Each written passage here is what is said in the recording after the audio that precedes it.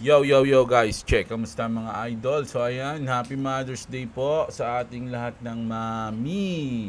No? So ayan, mag-update tayo ngayon. Grabe may good news tayo sa sa Pi Network community mga idol So check na agad natin 'yon. Bago tayo mag-start, palike muna ng video natin syempre mga idol at sa mga gusto ng ganitong content, everyday updates sa crypto. Syempre, subscribe na kayo. So punta na tayo dito. Eto sa ating Pi. Grabe mga idol, nakita nyo ba? Nakita nyo ba? Nakita nyo ba ang Pi Network mga idol? Papunta na sa $1 ulit. Papunta na sa $1. So goods na goods. Siyempre yung ating mga pioneers dyan medyo masaya sila ngayon, no? Medyo naging maganda ang Mother's Day ng ating mga pioneers. So ayan good news yan sa ating Pi community. So ito sa akin sa akin lang, no. Although sumabay sila sa Bitcoin, mga idol, no, medyo parang kung papansinin niyo yung galaw ng Bitcoin at galaw ng Pi, merong sariling galaw yung Pi, mga lods, no. Hindi siya sumabay, hindi siya hindi siya gumaya. So iba yung pump niya ngayon parang interesting. Napaka-interesting ng pump niya. Isang diretso lang 'yan, mga idol, 'di ba? Ano kaya 'to? So wala pa naman ako nakitang news na bago sa Pi, pero nakakagulat lang na nag-pump siya, no? Baka merong bumiling whales. Ganon, no? So ayan, check natin yung ibang news natin. So punta na tayo dito sa ating muna. Sige, punta muna tayo sa ating XRP. XRP natin 2.4 mga idol, no? At yung kahapon magkano 11, so ngayon 13 na. 13,000 na, 300 yung profit natin sa trade natin ng long.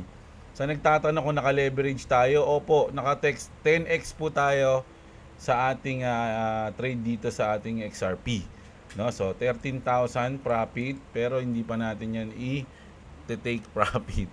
Diyan lang yan. Tahimik lang siya dyan mga idol, no? Tapos eto na. Grabe, no, si Donald Trump.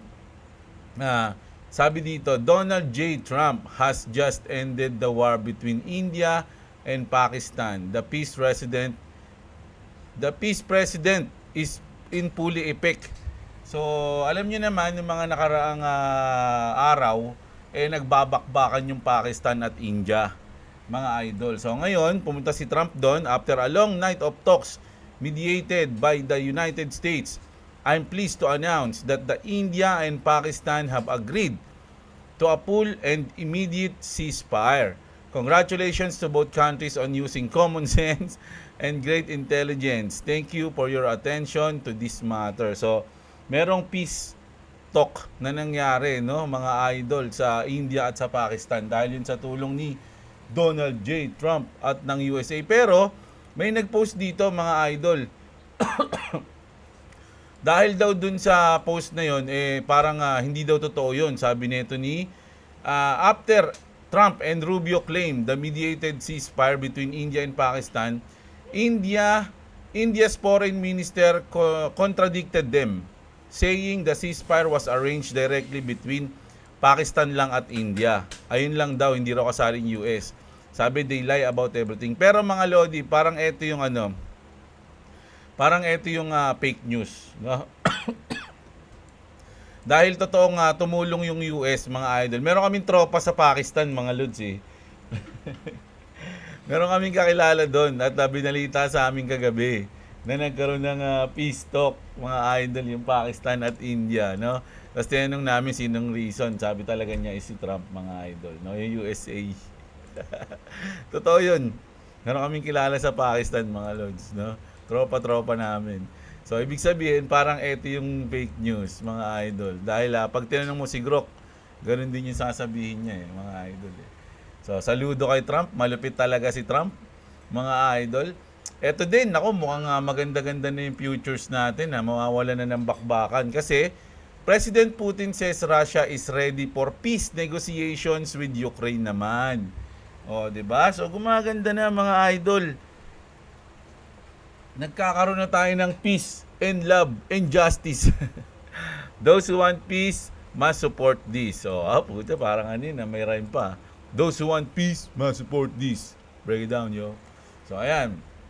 So, medyo nagkaroon na ng peace sa India at Pakistan. Mukhang magkakaroon na rin ng peace sa Russia at Ukraine. Oh, 'di ba? So napakaganda.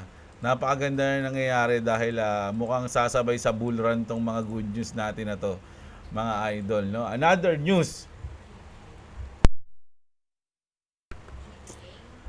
news kay Trump, mga idol. President Trump says the US had a very good meeting today with China. So isa pa to, syempre medyo magkakaalitan din to. Pero mga lods tandaan nyo, medyo ginagawa ni Trump ang paraan talaga lahat para maging goods, no, ang US at ang China.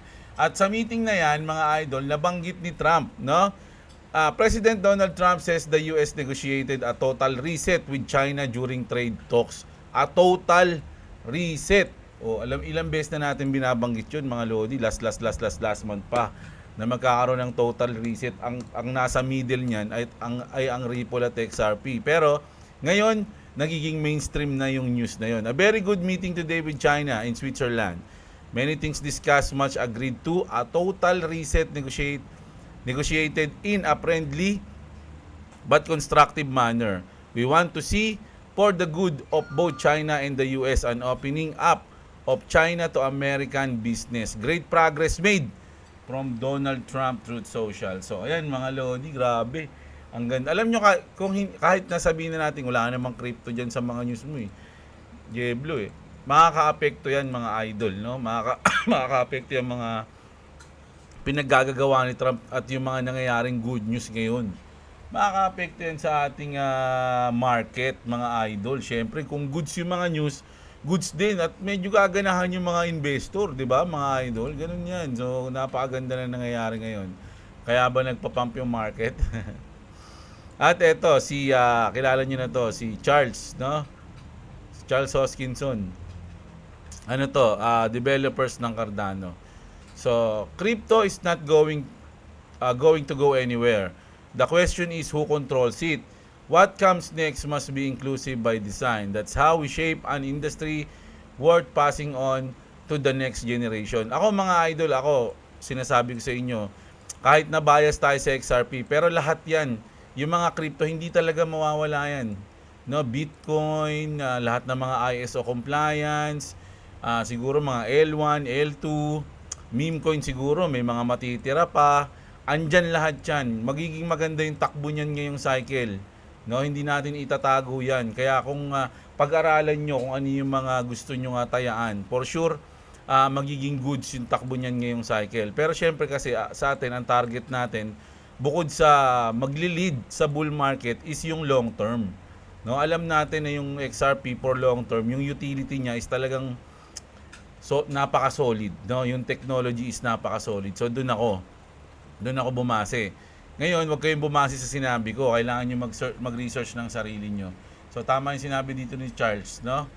Ayan. And then, dito naman, eto, ang ganda ng sinabi dito ni Monica Long, mga idol. Sawa kaya ni Long Mejia to, si Monica Long. XRP update. Monica Long, president to, mga lodi ng Ripple. Drop the bombshell. Banks of America CEO reportedly says we're fully committed to XRP. Bank of America yan, mga idol. I'm up for the challenge. I'm up for the test. I'm Monica Long, and this is Crypto in 1 minute. A stablecoin is a token on a blockchain that represents some sort of real-world currency. So, for example, dollars, that's a very popular version of a stablecoin. And the important thing about a stablecoin is that there's a one-to-one peg between the tokens that are represented on the blockchains and what is held in a reserve account. So that's what makes it stable.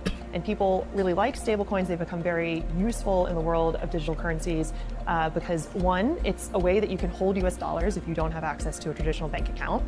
Two, it's a way to efficiently buy other assets in the world of crypto. And then three, it's also a way to trade. It's very useful for trading to limit volatility. And so that is all. Stablecoin, mga lodi, no, napaka-importante niyan at marami talagang gumagamit niyan, mga idol. Kasi tayo, for sure, halimbawa nag-profit tayo ngayong cycle. hindi mo naman agad malalabas lahat yan. So, kailangan mo muna siyang ilagay sa coins na hindi gumagalaw o yung talagang maiipon mo siya ron. Kasi kung magbe-bear market, halos lahat ng coins babagsak. Sa mo ngayon ilalagay yung asset mo? Siyempre dun sa stable coin. So napaka-importante ng stable coin mga idol. At for sure, yung batas na pinapasa ngayon, yung Genius Act, sana mapasa na next week. Maging maganda yung resulta, no, sa ating market mga idol. Ito mahaba to, so babasahin ko na lang yung caption. Breaking: BlackRock's head of digital asset used to work at Ripple and he's now buying XRP. They laugh at XRP, now Wall Street wants in. This changes everything for crypto. So itong dating nagtatrabaho sa Ripple, na head na siya ng digital asset ng BlackRock mga idol, is bumibili na siya ngayon o nag-acquire na siya ngayon ng maraming XRP. So, ang reason, bakit? Kumbaga, anong reason? Ba't siya bumibili? 'Di ba? So, ibig sabihin, merong siyang alam na hindi natin alam na pwedeng mangyari sa XRP. So, itong mga tao na to, mga Lodi, mga main player to sa world ng crypto, mga idol. Kaya, importante yung mga galawan niyang mga yan. Tayo, mga nakikisaw-saw lang tayo. Nakikisabit lang tayo, mga idol, di ba? So, sila yung mga main character, kumbaga. So, ito naman. This is important, post by Bob Wade. So, si Bob Wade, mga Lodi, ganun din yan, no? If you don't know who Bob Wade is, he was one of the first employees at Ripple. So, you should listen closely to what he says. He has to say pala. Ayan. Here, he mentioned two things that are bound to happen this year, which is 2025. First is the SEC lawsuit that is being settled as we speak. No?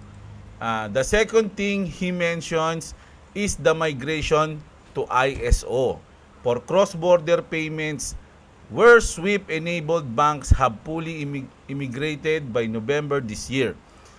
By banks upgrading their system, it will become much easier for banks to integrate Ripple payments, as he's telling us. No? So ayun yung sinasabi niya dyan. No? With the lawsuit settled, this will remove the FUD as well. Thus, Ripple will have a much easier sale once both these things happen, and they are happening very soon. Hopefully, we have some nice announcements soon. So ayan mga idol, no, sabi rito ni Bob Wade. That being said, bank software sales is still a hard process, especially with the SEC suit is still adding FUD to the process. So itong kaso na to, ang dami pang, alam mo yun, tapos na eh. Ang dami pa ring parang ayaw pang bitawan. Mga idol, kumbaga, para sa akin, tapos na yan eh. Kumbaga, formality na lang. Pero ang dami pang umiepal, kaya hindi ma-announce ng maayos. But even if banks wait for settlement, their ISO 222 upgraded system become much easier for Ripple to integrate with them. No? So, ayun na lang yung dalawang hinihintay, mga idol. No? Pero kung tutusin, marami pa talaga. No? Pero yung sa SEC, yung ISO, yung mga pagpasa ng ETF. Alam ko kaya na hindi pa napapasa yung mga ETF kasi yung hindi pa malinaw yung sa SEC eh. Ayun talaga yun eh, mga idol eh. Once na in-announce na ng SEC na tapos na yun na yan, magpapasahan na yung mga ETF dyan, doon na mag-i-start yan mga idol, no? Ayun yung parang pumipigil pa na ipasa yung ETF sa XRP kasi meron pang tinik sa lalamunan kahit papaano, hindi pa tapos, nakakainis nga yun, ang tagal. Parang sinasadya nila mga idol, no? Parang may hinihintay pa sila. Ito na. XRP is ready for $4. So nakita niyo naman yung breakout, no? Ayan, no, yung breakout natin mga idol, no? Nasa kasi tayo 15. Ayan. Nag-break na siya dito sa ating yung isa kasi descending triangle ata yung sa kanya. Saan ba yun? Sa ating kasi bull flag, no? Pwede rin naman, ayan, no? May guhit din naman ako diyan. Kaya lang medyo malayo. Makikita natin yan sa 1-day time frame. Pero nabasag niya na yan anyway, no? So, sobrang solid sinyalis daw yan na nakawala na si Ripple, mga idol, at palipad na siya. Ganun, no? At ito yung pinakamalupit na gusto kong sabihin sa inyo. Sabi rito, history will remember selling XRP as the greatest financial mistake investors ever made, don't be like him. So ito si Joe Smith. Parang ano si Joe Smith Parang propeta ng ano to Mormons. Ano ba pangalan ng propeta ng Mormons? Di ba Joe Smith? Joseph Smith? Ayan, I wish I had kept my 500 XRP at 0.7 instead of selling them at 2.4. Now they're $10,000, no? Eto mga idol, sa tingin nyo, paano i-shake out o mababawasan yung mga holders ng XRP? Sa tingin nyo, paano mga lodi? Paano nila gagawin? No? Kasi merong mga ano yan psychological numbers doon. Ayun yung malupit dyan. Psychological numbers. So, once na yung XRP, kasi yung iba dyan, nakatatak sa isip nila, once na mag $5 yung XRP, bibenta ako. Once na mag $10 yung XRP, magbebenta ako. Ganyan. Doon sila nakabase. Wala silang binabasihan na panahon o date. Basta once na umabot doon yung price ng XRP, profit na sila. Which is good. Kasi meron kang plano, no? Kaya lang doon ka sa price, no? Yung plano mo sa price. Ako kasi ang plano ko is yung time, no? Yung panahon, mga idol. So, alimbawa, nag $5, pak, marami magbebenta dyan, mga lodi. So, yung mga bangko nakaabang ng sumalo yan. O, sige. Kasi sila, alam nila yung tunay na presyo. Alam nila kung ano yung magiging tunay na presyo ng XRP. So, $5, nako, nabawasan na tayo ng mga holders. No? Sige, angat pa. Pag angat, $10, nako, marami na ulit magbebenta dyan. Pak, mababawasan na yung percent ng mga tao na nag-hold ng XRP dahil umabot na siya ng $10. Pag abot ng $10, pang, nagbentahan na ulit, profit na. Masaya na. Siyempre, profit din. Masaya talaga yun. Walang ano doon. Walang problema doon na mag-profit. Kaya lang, once na magbenta ka sa $5 at $10, at once na gusto mo pa magkaroon ng XRP, mga idol, hindi mo na siya mabibili sa ganung price.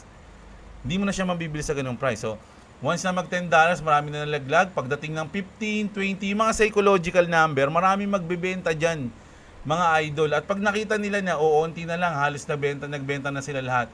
Saka puputok pataas yan ng 100, 150, iwan na yung mga nagbenta. No? Sa tingin ko lang ganun yung mangyayari. Yun lang yung sa tingin ko. Hindi ko sinasabi na tama yung sinabi ko na mangyayari yung sinabi ko. Pero ano ba yung mga way para ma-shake out mo o mabawasan mo yung mga holders ng XRP? Tamaan mo yung mga psychological number na gusto nilang mag-profit. Dun yun. So once na profit na sila ng $10, out na yung mga yan, out na. So pasok yung mga malalaking institution. Diba sila na yung kikita dyan? Kasi alam nila na magpapampa yan. Ganun, no? Nagets nyo ba, mga idol, yung aking sinasabi? So, tama naman na may target kang price, no? Ako kasi time yung target ko. At once na maabot ko na yung time na target ko na yun, na last quarter ng 2025, kahit anong price dyan, no? November, actually November, December talaga plano ko dyan November, December, magpo-take profit ako. Pero hindi ko kukunin lahat ng XRP ko, mga lodi. Hindi ako pwedeng mawalan ng XRP. So kaya nga hanggat maaari nag-ipon tayo ng marami XRP para once na magte-take profit na tayo, hindi natin kunin lahat. Pwede pa tayo mag-imbak doon, magtira, 'di ba? At once na bumaba yung price, pwede ka pa mag-accumulate. So ganun yung ating plano ngayong cycle, ngayong taon, mga lods, no? So ayun yung news natin ngayong umaga. Mamayang gabi maghahanap ulit tayo ng news, mga idol, no? So sana ito yung message na yon, no, ng ating dito sa pagbenta, pag-take profit, sana nagkaroon kayo ng idea man lang, no? Ano yung pwede nyong gawin. So ayun yung update natin, mga idol. Pasensya na, linggo ngayon, Mother's Day, medyo may lakad kami. Pero tatry ko talaga mag-update mamayang gabi, mga idol, no? So kita-kits tayo. Maraming salamat. Huwag niyo kalimutan i-like yung video natin. Check the description down below. I love you all, mga idol. Magandang araw sa inyo, mga kapatid. What's up?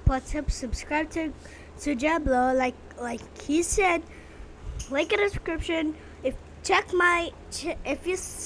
you see the Clovis TV, subscribe to me and like me, and yeah, bye, and subscribe to Jablo too. Happy Mother's Day.